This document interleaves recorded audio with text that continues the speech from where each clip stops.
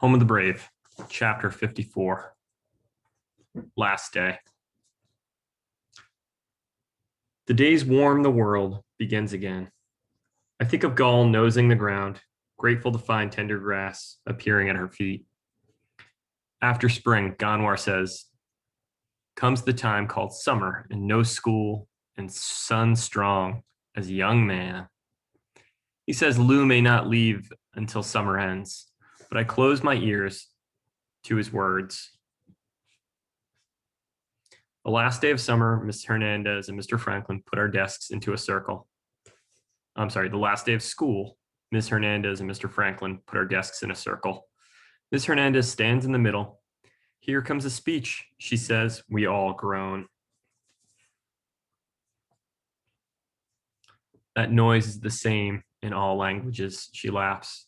I promise it'll be a very short speech.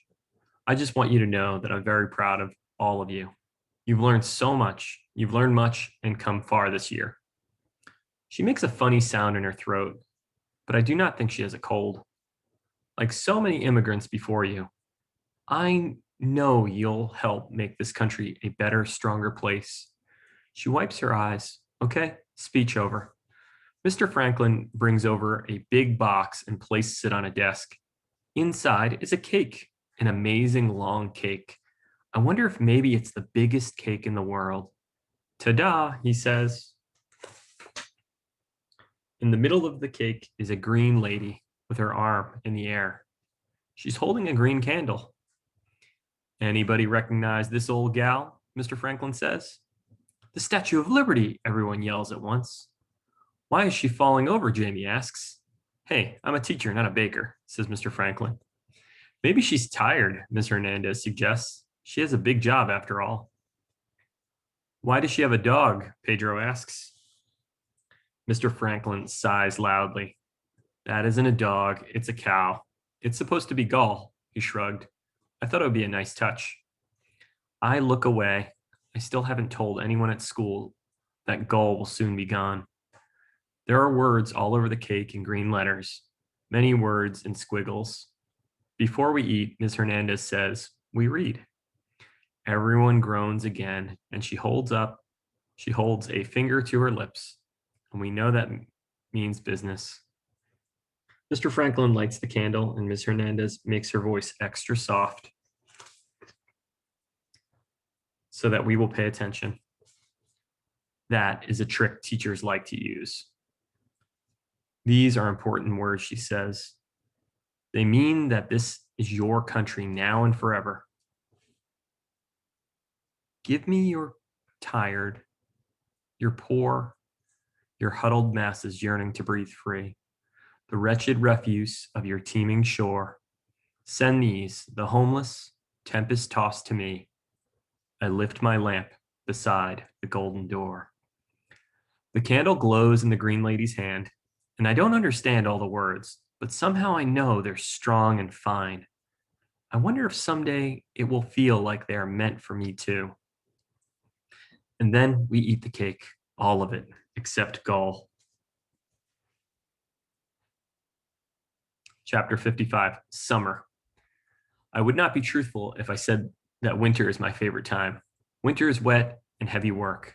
True, I learned to make snowballs like perfect moons and to catch a snowflake on my tongue, but I grew weary of looking for missing gloves.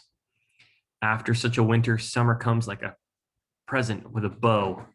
Summer is ice cream and skateboards and sweet grass under your free toes. And just as Dave promised, the not dead trees had been teasing me. Their leaves stop hiding, and over my head they weave a cool roof of green. Deciduous trees. Ganwar says the farm will have its new owner at the end of the summer. Lou can stay till fall. And then they will tear down the buildings.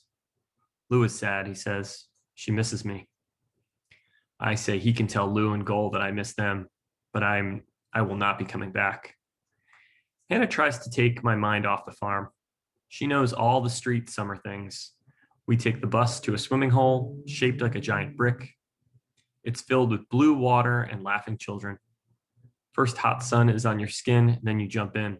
For a while, you're a fish in a warm, pretending lake. She takes me to the library too, like the one at school, only with enough books for the whole world to read. They give me a card with my name on it and let me look for a book, look at book after book. The library workers don't even know me, and yet they promise I can take books home. To be trusted with such precious gifts is a great honor. My father would have sung me a song of pride to see his son so trusted. Hannah helps me find books with pictures of Africa. They don't seem real, these flat colors smoothed to my fingers. They make me happy, but also sad. I see a picture of a woman, tall with strong arms and sunny eyes, and for a moment, a crazy moment, I think it might be my mother. She's like her, I say to Hannah, but not. She's very beautiful, Hannah says. I'm starting not to remember. I whisper, sometimes I can't see her face in my mind. Only when I'm asleep now is she real. I know, Hannah says. It's the same for me too. The words steal her smile away like clouds over sun. On the library table is paper and little pieces in a box and a cup filled with short yellow pencils. I give a pencil to Hannah. You can still send a letter to her, I say. I wait. She doesn't speak. I say, you can, but I cannot. Hannah lets air out slowly from her mouth. She looks at me with her leave me alone face, but she takes the pencil. It's a very small paper, I say. It could be a short letter, a very short letter. She chews on the pencil. She twirls her hair with her fingers. She makes another face at me.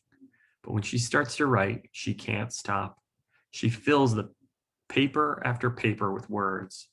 At last, she's done. There, she says, happy? I smile, yes. Now we'll go to mail it. Fine. She makes another sighing noise. And then I'll whip your butt at basketball. I don't mind that so much. She's mad, but it's a good kind of mad. Besides, she always beats me at basketball.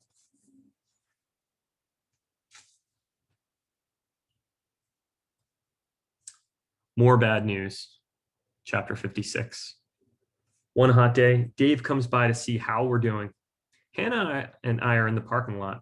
She's teaching me how to skateboard. I have many hard places on my knees and elbows, and a hat like a round ball on my head. I have hard places on my knees and elbows. Wonder what that could be. Hat like a round ball. This is good because I fall down every time. I try to stand on the skateboard. Hannah's trying not to laugh. I am trying not to fall. Looking good, buddy, Dave says, but he is just being kind. Why don't you take a break for a minute? I've got some things to talk over with you. I talked to Lou yesterday. We sit on a bench in front of the apartment. Hannah comes too. So you know about the farm, I say?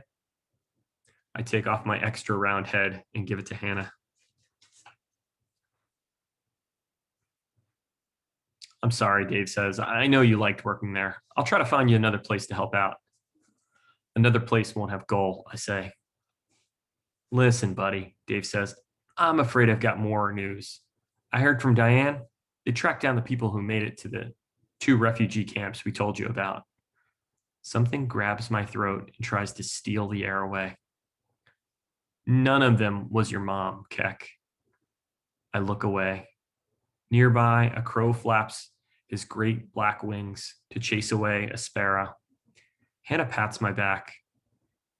There's still hope, though, right? She asks. Dave clears his throat. There's another small refugee camp about 80 miles south. We're checking out that one. I nod. Remember how your aunt told me you're an optimist, Keck? Dave asks. I need you to stay strong. In my pocket, I feel the soft blue and yellow fabric I've carried for so long. I remember something Ganwar said to me. Thank you for your helping, Dave, I say. But what I'm thinking is that a man knows when he's defeated. Oh, he's losing hope. Chapter 57, Sleep Story, or a dream. I'm in our tent at the camp, and all around me, children and women sleep. We are too crowded to lie down. We sleep on each other, legs and arms twined. There's moaning and snoring and muttering and drooling, but it's kind of uneasy peace. I'm not so hungry tonight. Grain came in bags from the helping people today. Mosquitoes buzz at the tent flaps, louder and louder still. And then I know it's the drone of a flying boat. The gunfire is almost gentle at first. Pop, pop, pop. And then it gets closer, and the world goes crazy with fear. Children scream, mothers sob, men threaten. A fire is burning somewhere close. My mother takes my hand, firm, sure. Come, my child, she says, as if we are going for a walk to look at the moon. We run from the tent, pretending a safe place lies just a few steps away. My mother falls, her dress caught on a bush, and then the gunfire comes harder, flying toward us like hot little stars. Run, Keck, my mother screams. Run now. I kneel beside her. I can't leave you, I say. Or I think I say, for my voice is swallowed by the roaring night. My legs hurt. I can't run. You hide in the trees. You can get help for me when it's safe. Go now. I start to run, and I don't know that I'm clutching her dress, and a tiny piece rips free. And I run, and the trees are waiting, and the men come with their knives and their guns and their mysterious hate. I wait with other children. I hold a little child and cover her mouth. Oh, that reminds me of Paper Boat. When she tries to cry, dawn comes, silence comes, blood and death are everywhere. And my mother is gone. Whoa, that's a pretty heavy sleep story. All right, my friends, that's chapter 57.